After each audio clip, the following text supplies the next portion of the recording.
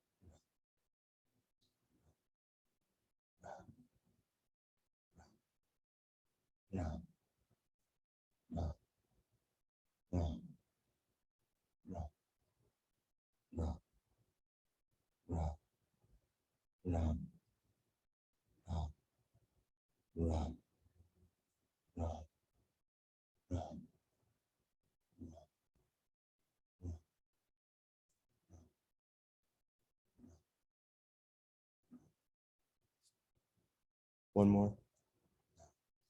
Rest your hands. I want you to just bring your attention to your heart and just feel what your emotions feel.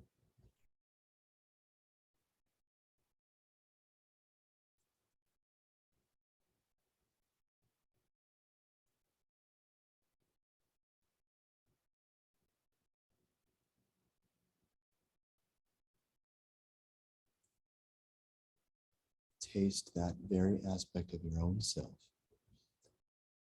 that is willing to sacrifice aspects of your own desire, truth, happiness, life for greater love.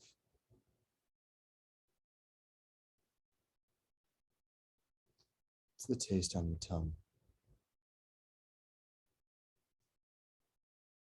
Is it sweet? Is it familiar? No wrong answers. Just sit with it for another few seconds to see what might come up.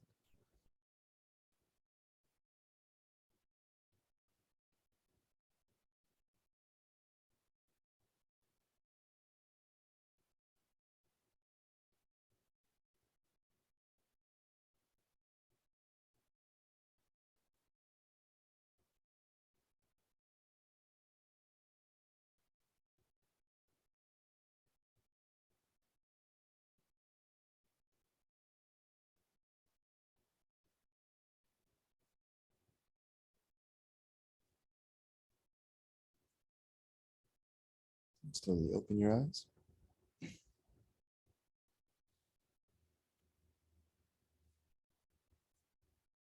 Okay, so how do you feel?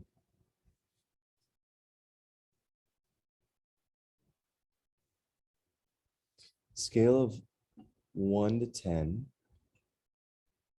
how prevalent is your emotional quality right now? 5. Let's just see fingers. About 5. 8. Erica. European 6. Okay, there's no wrong answer. Japa is something that is a very private practice. So japa means to mutter. So this is something that you would do by yourself, usually, So this is a great practice. If you want to start your day off with thoughts of the divine, bringing in divine consciousness into your mind, this is a great way to do that. A lot of times we wonder how prayer functions or if prayer can make us better people. But we tend to be kind of the sum result of the things that we spend our time giving our attention to. And, this character, you may not relate or feel particularly vibing with Ram, but, this concept of accepting a personal injustice for a greater justice for all isn't so disparate of a narrative, is it? Does this remind anybody else of a historical figure who was crucified for the sins of man? Okay, yeah. So I mean, it's an old story of that is one of the divine features of man, is that we can sacrifice ourselves for other people. This is an aspect of unconditional love. So that's one of the things Ram represents. Gandhi, when he was assassinated, these were his last words. As he bled out, as he laid there dying, these were his words, were Ram, Ram, Ram. And to him, it meant love, and that's the thing, is yes, Ram represents a person in a narrative inside of a myth. But ultimately, the purpose of mantra is to develop a practice that serves you and you gain your own personal relationship with over time. The only way you can do that is if you kind of, if you're digging for water, you can't dig 6 inches down and start another hole over here and another hole here. You kind of have to pick one and go deep with it. You've got to really find out. So I would say that this is a great practice for some of you if you're feeling like this might be something for me. This might give me a sense of peace or love or quality of tranquility. I would say try it for 40 days. And by the way, one round takes about 3 minutes. So if you don't have 3 minutes you can do this if you want to try it for 40 days. And it doesn't have to be Ram. It can be anything that we learned today. It can be, I bow in the name of Jesus Christ or whatever. What do you want? Do you want Tulsi or sandalwood? These Tulsi ones come from a place called Sacred Woods, and they sustainably source this. I would look for something like that. And I like wood better because it's alive. It was a living, stones are alive too, but they're further from the vibrancy and vitality of prana. Huh? Yeah. Yeah. There are stone beads at Austin Bluffs. I think we still have some for sale, but I love the wood ones. Yeah.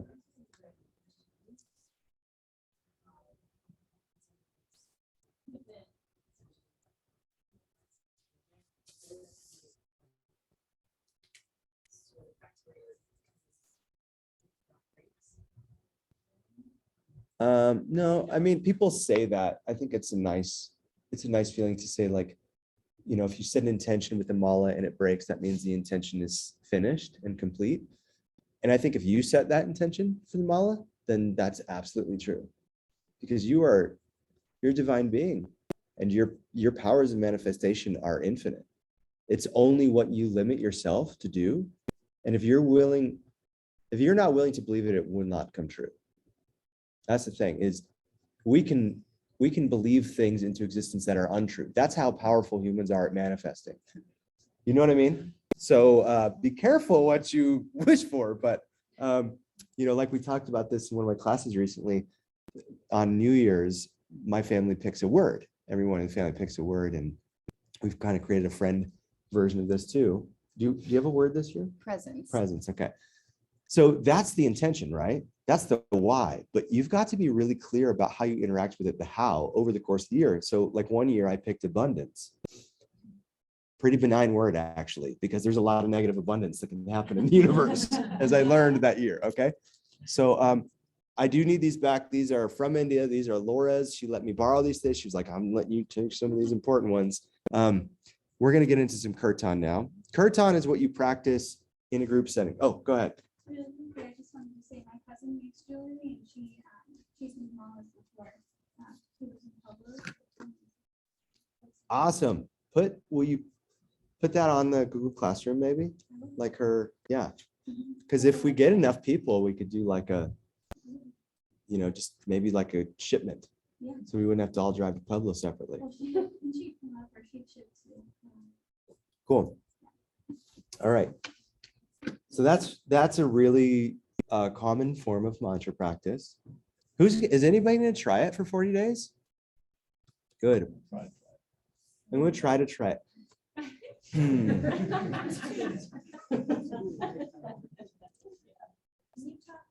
That's like what I was saying. You're powerful enough. You could do this. I'm going to tell you, since you said that, I want you to do it. Okay. I gotta sit in one. Do it. Okay. When I say I'll try it, I don't mean I'm gonna fail for this. Okay. Well, now I'm your accountability buddy. So sorry for you, but I'm really knowing.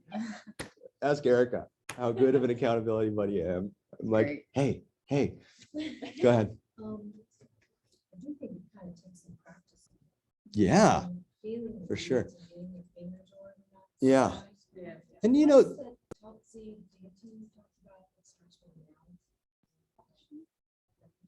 Lakshmi? Is it Tulsi? Lakshmi? Oh, Tulsi. Oh, yeah. Tulsi would go with Lakshmi or Vishnu or Ram or Krishna. Sandalwood would go with Shiva. Yeah, generally, but it's fine. If you like the feel of sandalwood and smell. Here's it. Do you want to feel the Tulsi ones? Oh, yeah. They would use Tulsi. Yeah, not sandalwood. No. Yeah, this is a powerful practice, by the way. I would suggest too that if you're going to do it for 40 days, start to find spaces in days where you're going to do more than one round. So here's the bare minimum, one round. That will build the habit. Just to make sure that when you get up in the morning, you do one round, 3 minutes. That's all it takes. 2 rounds, less than 6 minutes. Then you start to experiment on days where you're like, oh, I'm really feeling good. Like, because your cells will start to get opened up to the same frequency that your brain is in, and if you really start to think about what am I actually saying? I'm saying the word for the concept of unconditional love, of sacrificial love, love that is consecrated, love that is sacred, love that is above me wanting to feel something from somebody else, right? Or me wanting to get something. Like this is a love that is a space where things are complete. And so therefore peace exists, right? Like that's why there's an emotional cleansing with bhakti practice. Because a lot of times, like if we've been traumatized, which most of us have probably been traumatized or heartbroken or hurt or wounded, prana goes where energy flows, right? Like, so the more we think about those things, the more we kind of feed them water. The old story about the child who comes home and says, Grandma, I'm told we have 2 wolves in us. One's good, one's bad. And they're constantly fighting for our soul. She says, yeah. And he says, well, which one lives? I said, with the one you feed. This is a way of feeding your heart. And as Krishna Das says, chanting is a way of dusting off your heart and letting it shine these are planting seeds. Okay, we're gonna do some kirtan now. Kirtan is different. Kirtan's where we sing.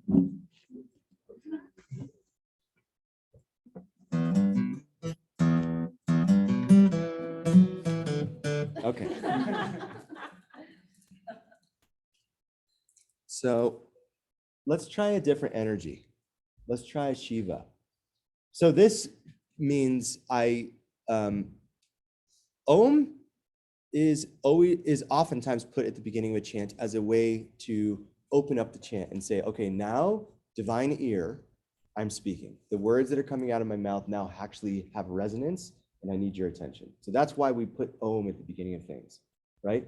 So like when I'm just talking right now, I don't need, this is superfluous. This is not something that is tapping into divine energy. It's not manifested with divine will, and it's not meant to have divine or energetic repercussions of epic proportions. But when I say the word Om before something, that is like, if you imagine like a direct line to God or to the universe or to the great spirit in the sky or to your heart.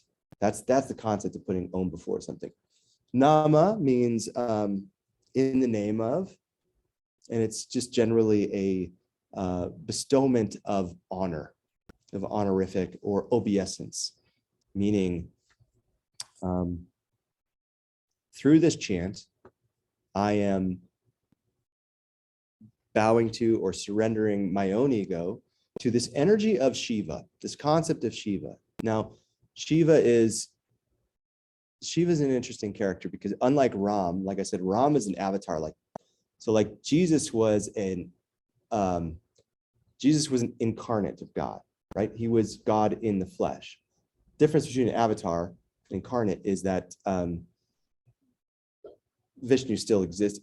There's a slight difference between incarnation and avatar, but Shiva is just Shiva. Shiva is both person and God at the same time. Like Ram didn't know it was God, just like Jesus was like, didn't know he was God until he went into the desert for 40 days, right? And disavowed everything. Am I wrong about that? It could be wrong. But there were Jesus definitely had moments of doubt. Let's say that. Like when he was on the cross, he said, Father, why have you forsaken me? Right? The last temptation of Christ, all that kind of stuff. That's another person, because as a Jew. Yes, he's not the savior, right? I'm talking about from a Christian perspective. With Abraham and the tribes after Exodus into the desert. So yeah, it is from a Jewish perspective, it's totally different. Yeah. But Shiva, yeah. No, you're totally welcome to do that. Because I don't identify as Christian. I'm kind of a-religious myself. And I don't know it well enough. So if I get it wrong, I want to be corrected. And if I'm offending you, I'm sorry. I didn't mean to offend you. Okay. Yeah. Okay. And I'm always willing to learn more about it. But Shiva is, like I said, it's God and person. That's the concept of it. But Shiva's like this wild, whereas like Ram was a king, right? Very dignified, doing the right thing for society. Shiva's this energy that's like wild. You know what I mean? Like wearing a freaking tiger skin, snake wrapped up in his hair, dreadlocks, big natty dreads down, like hanging out, coming out of the woods, like doesn't affiliate with society or civilization, just lives up in the Himalayas, says, leave me alone. I just want to meditate. And, they're all like, God, we got to get Shiva's attention here. And so the only way they can get Shiva's attention is to get this beautiful woman, Parvati, to like kind of seduce him out of his meditation. And of course, he gets super pissed at first, and then he does get seduced. And, but the thing to know about Shiva is on a general specific concept, whereas Ram represents all aspects of preserving the foundations of life, the Dharma. Shiva is all about bringing things to resolution. So sometimes people call Shiva the destroyer, but that's a little bit demonic. He's actually the most merciful of all of them. And by the way, they're all connected to, one God, Ishvara. So a lot of times people think, well, this is a very polytheistic approach to God. And the thinking is rather that these are aspects of God. These are many aspects of the same God. And I think that's pretty interesting and curious, because it kind of gives God a chance to be identifiable in certain aspects and respects, but also greater than the boxes that we put that in, right? And so Shiva is something that we all already have within us. That's kind of the concept, is that we have this manifestational ability, to bring conclusion, to bring resolution, to bring absolution to things in our life. Problem is we're kind of blind to it. And our blindness to our own power as human beings causes us suffering. And so when we say, I bow to Shiva, we're not saying I bow to some god in the Himalayas. What we're saying is, I am bowing my ego down to the aspect within myself that will bring to an end my own suffering, that I am in concert with, that I am in coordination and cooperation with. And it is greater than our ego, but it's not separate from us. It is innate with us, but just because I have some of it doesn't mean it's greater than yours. And you have just as much as I do. And there's just as much in between us as we have within us. Okay. Glazed eyes from some of us. That's okay. This is big concepts. But this is something, what I want you to think about now is, what is something that you want to bring to an end in your life? Is there anything that you are hoping to bring to a resolution? Right? Is there pain in your heart that you would like softening? So that's how we want to come to this. All right. And so we'll sing it.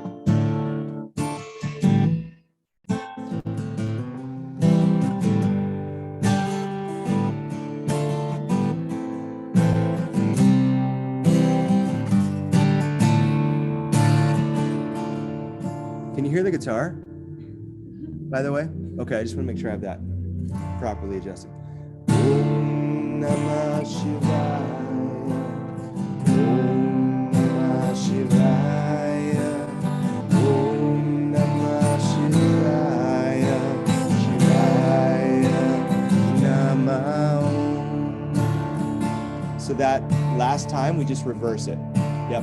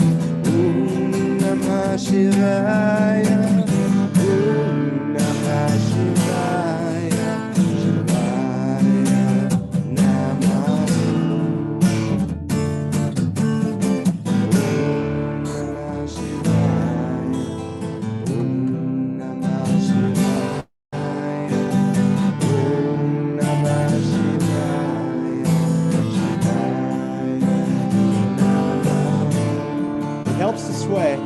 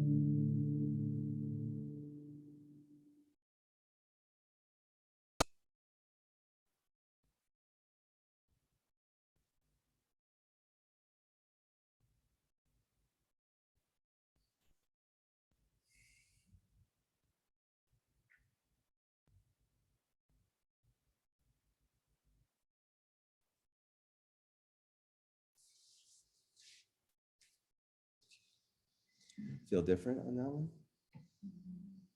one? Emotional content from 1 to 10? Higher? Okay. Oh, yay. Got a 10. Lower? Any lower for anybody than the japa? Yeah, music stirs it up, doesn't it? Music stirs it up. Any remarks? You want to share anything? No. Kirtan, we're just doing it until it feels right, until it feels done. Yeah, when we do, so our band is called Spirit Well, and when we do Kirtan, it's kind of free form however we do it. So, yeah.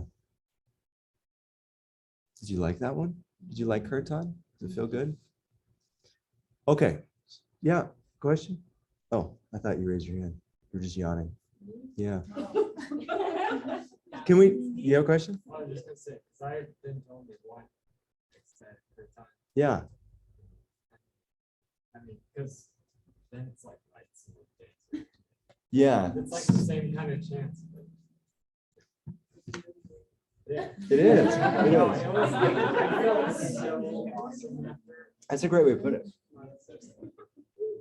Everybody, I mean, the feeling was like, I mean, if you can imagine this little feeling you have right now after 4 minutes of this, whatever it was, 3 minutes, that with 2 hours of your senses being stimulated towards that high vibrational kind of focus with movement included, because we do ecstatic dance as well. Anybody familiar with that? So it means you can move your body however you want to. Like this, you can move it like this, any way you want to. But you can also just sit there and chant. You don't have to dance. Yeah, and sometimes we have people do yoga. Sometimes we had people do, like they were crawling around like jaguars. There's no judgment. That's the whole thing. Did anybody feel kind of like, oh God, am I singing right? Am I singing good? Yeah. Okay. Did you? Sorry, I just got flashbacks to like church camp. Yeah. So it wasn't, yeah, it wasn't your cookie. Yeah, your cup I'm of not tea. saying that I'm not open to it. Sure, yeah. Initially, it's like, I don't. Okay. So they said that she got visions of church camp. I'm with her. I thought it sounded beautiful, and but it really it made me feel uncomfortable and unsettled because of that very thing. I had PTSD from church as a kid and singing hymns in church, and it made me uncomfortable in that way. Oh, that's not a safe place. I don't like that. So this is very interesting. I didn't expect that, actually. Yeah, it's interesting. Nathan? So now I like and like what I missed the singing and just belting out. Yeah. So he just missed the singing of church, but church left a bad taste in his mouth too. So yeah, I mean, brings back the one thing that you liked about it. Yeah. And so, thank you for sharing that. And there's nothing wrong with that. I don't expect it to change. It's just good that you're recognizing that.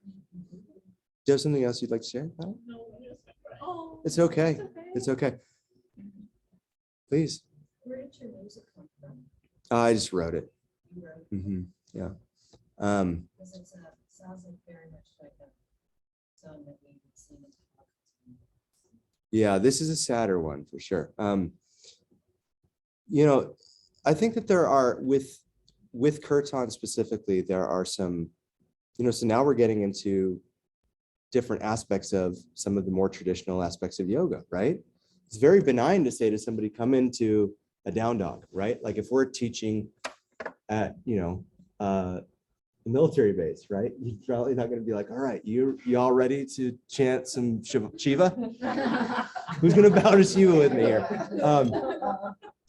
So I think that this introduction for you today is to give you a taste of where is your heart within yoga? And there's no wrong answer to that. I just think it's important to ask, to be like, what? Because remember when we defined spiritual bypass? Does anybody remember that? Can anybody say what that is?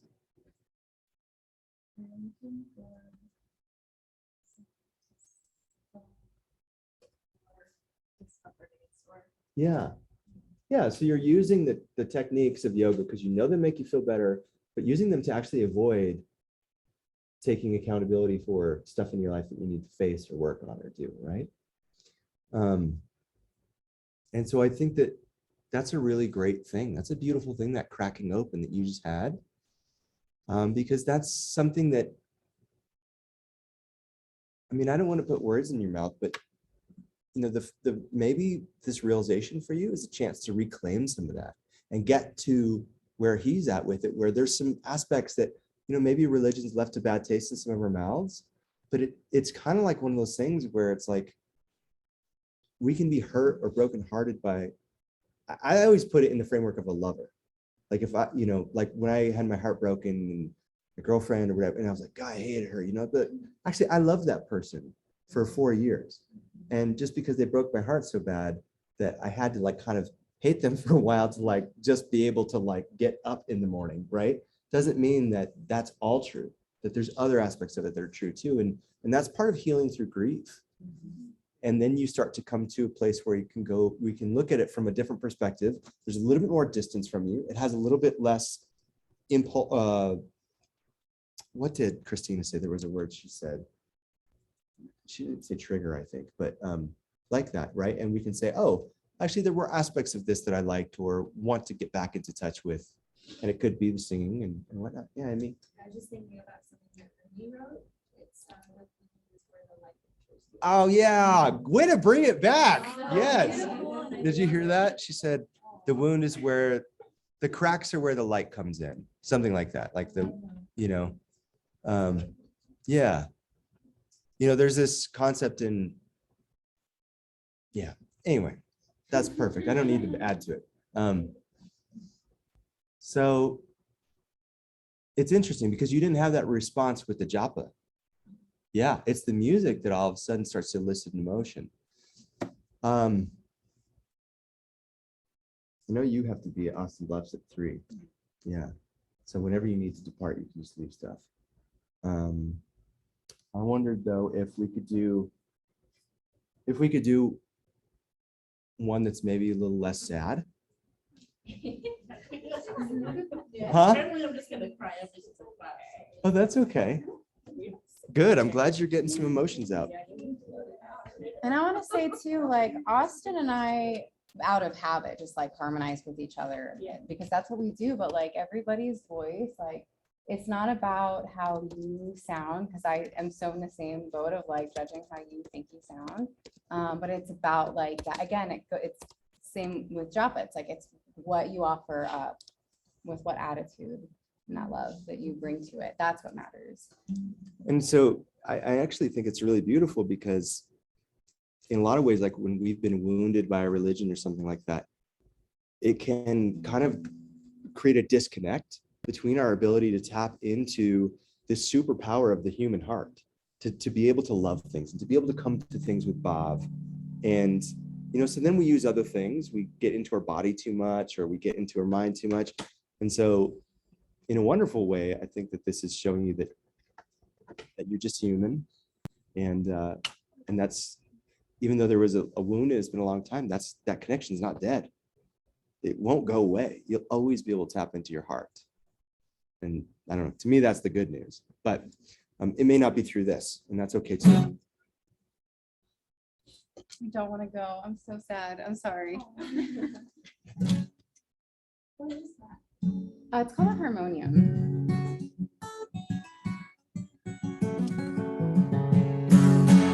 Okay, this next one is about, and we'll do this last one and then we'll end it for the day, okay? This is about Ganesh. Has anybody heard of the elephant? Yeah, God. So, is it? Oh, oh, cool.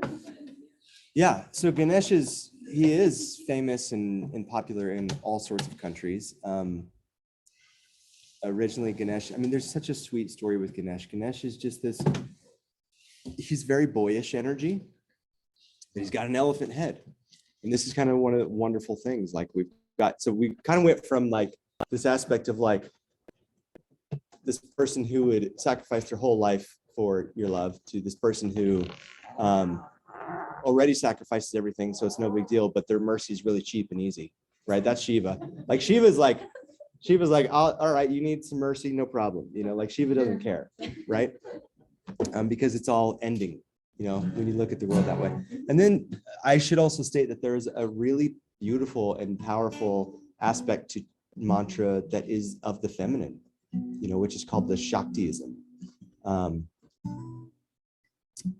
I feel like with Erica leaving, I should just, we're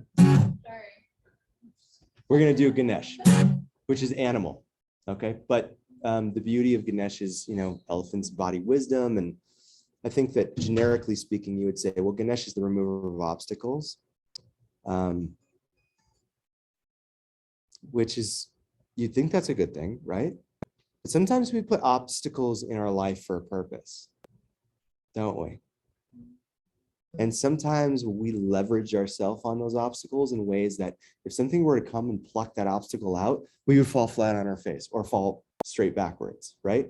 We tend to kind of take for granted that sometimes the way that we suffer our life is the very way that we identify as our life. I would say much more so, we as human beings tend to relate to life in the world through our suffering much more than through the ways in which our desires come true and the way we get things and the way that we're satisfied and the way that we're happy, because those are fleeting moments. But suffering is something that is kind of, in a weird way, our common baseline. It's in a way, it's a bit of our common experience as humans. We may not all have moments of elation. We may not all have moments of wealth or happiness, content, peace, ecstasy, even though people have those things, but everyone has experienced suffering. And so,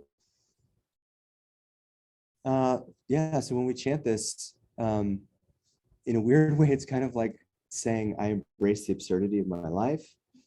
You know, it's a way of saying like, trusting that there's a force in life that's having obstacles in our way for us to learn through, to keep us propped up. And when we're done with those, that we don't need to worry about the how of how they'll be removed. They just will when we're ready and done with them. They'll be taken care of, okay? Om Gam Ganapataye Namaha. Om Gam Ganapataye. Sorry. Om Gam Ganapataye Namaha. Om Gam Ganapataye Namaha. Om Gam Ganapataye Namaha. Om Gam Ganapataye Namaha. Do you guys have this in front of you? Can you see it, Sarah?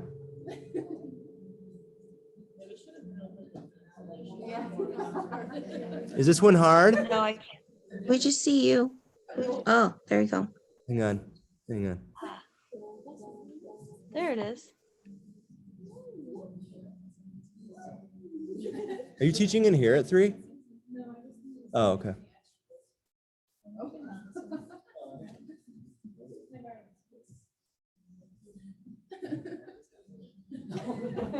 Okay, so let's repeat the word here. Om Gam Ganapataye Namaha. Okay.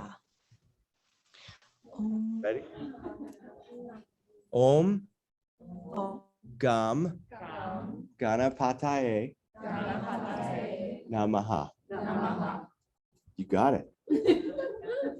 Om Gam Ganapataye Namaha. Om Gam Ganapataye Namaha. Om Gam Ganapataye Namaha. Om Gam Ganapataye Namaha. Om Gam Ganapataye Namaha. Om Gam Ganapataye Namaha. Om Gam Ganapataye Namaha. Om Gam Ganapataye Namaha. Om Gam Ganapataye Namaha.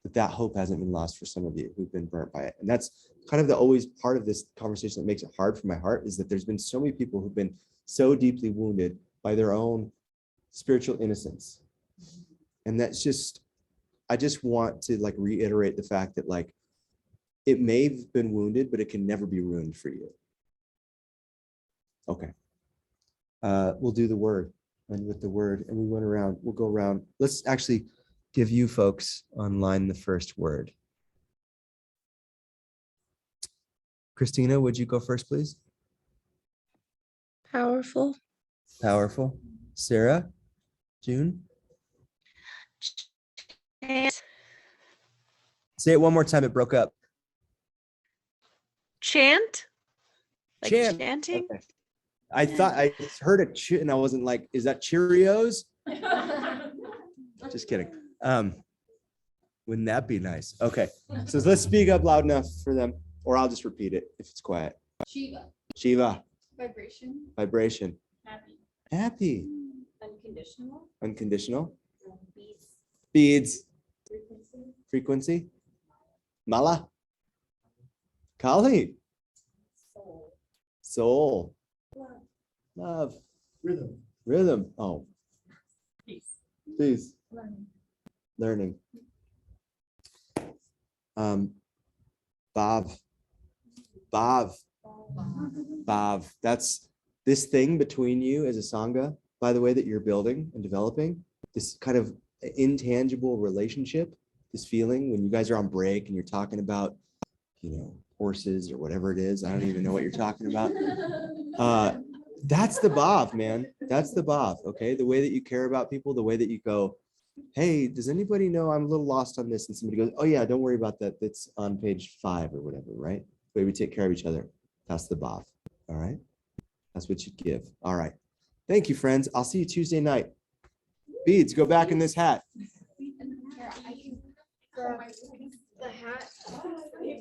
Bye, you guys. I'll see hopefully you guys on Tuesday night at Austin Bluffs. Okay. Can you post the link or the name of the place that you said that we could purchase the malas?